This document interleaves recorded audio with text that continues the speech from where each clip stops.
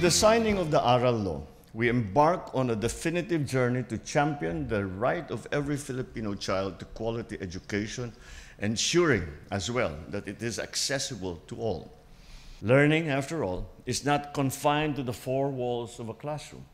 The diverse experiences that our learners encounter will endow them with the wisdom to navigate life's complexities, the courage to venture beyond the familiar, and the confidence to confront every challenge head-on.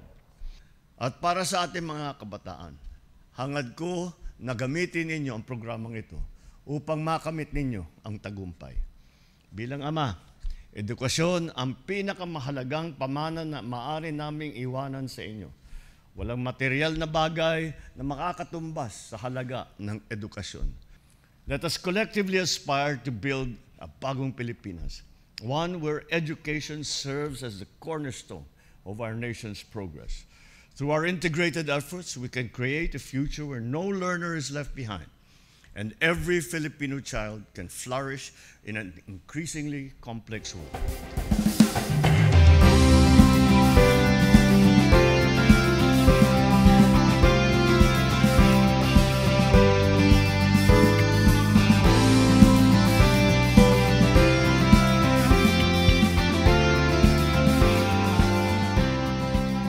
Medyo bumagsak yung quality of education natin. So, kailangan may remediation tayo, yung tawag nila. Meaning, inaayos natin o nire-reforma natin yung ginagawa natin, sinasupplement natin. Ito, kasama yung ARAL program dyan. At ang idea dito, mag-tutoring tayo sa basic skills sa education, sa reading, sa mathematics, tsaka sa science. Kailangan may pool of tutors tayo all over the country. Pagkukunan natin sa mga former teachers, yung mga waiting for the licensure exam results, yun yung mga pwedeng kunin natin, at saka mga talagang nag-tutor for a living. Yun yung mga pwedeng i-source yung mga ARAL tutors natin. Malaking bagay ito sa Bagong Pilipinas kasi bagong programa at saka bagong pag-asa para sa ating mga learners na medyo naiiwan.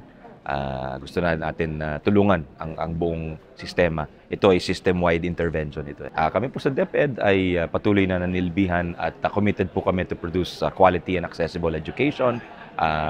Dito sa ginugusto po ng ating Pangulo, unang-una inaalagaan po natin ang ating mga guro at nire-retrain po natin. And secondly, yung quality of education ay kailangan may taas po natin.